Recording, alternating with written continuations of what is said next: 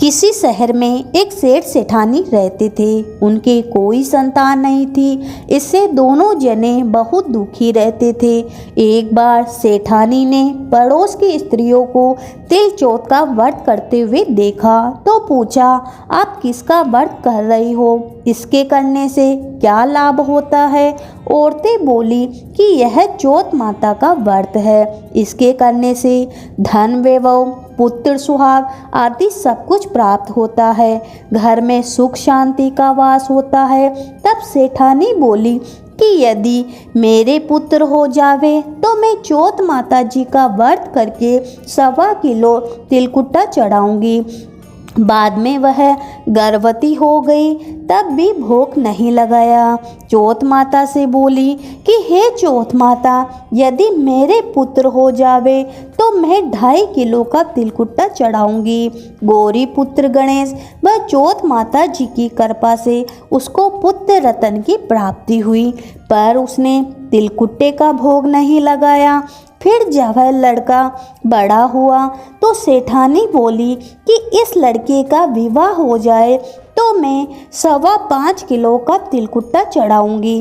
भगवान गजानन जी व तिल चौथ माता जी की कृपा व मेहरबानी से उसके पुत्र की सगाई अच्छे कुल की कन्या से हो गई और लगन मंडप में फेरे होने लगे। लेकिन भाग्यवश सेठानी फिर से चौथ माता जी के तिलकुट्टे का भोग लगाना भूल गई।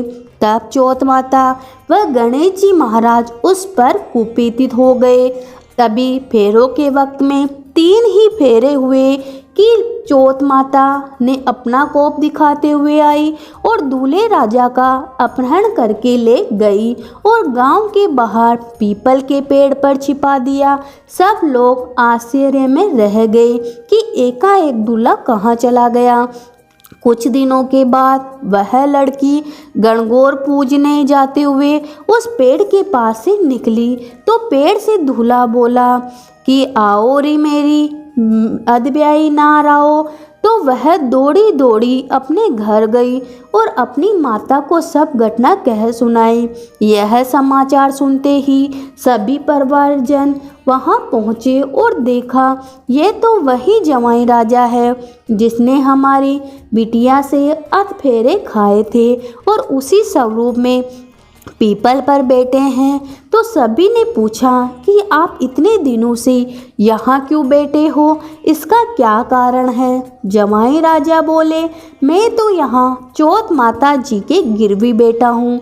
मेरी माता से जाकर कहो कि वह मेरे जन्म से लेकर अभी तक के बोले हुए सारे तिलकुट्टे का भोग लगाकर और चौथ माता से प्रार्थना करके क्षमा याचना करे जिससे मुझे छुटकारा मिल जाए। तब लड़के की सास ने अपनी समधन को जाकर सारा हाल कह सुनाया। तब दोनों समधनों ने 1.25 मन का तिलकुट्टा गणपति भगवान व चौथ माता जी को पूजन करके भोग अर्पण करके क्षमा याचना करी।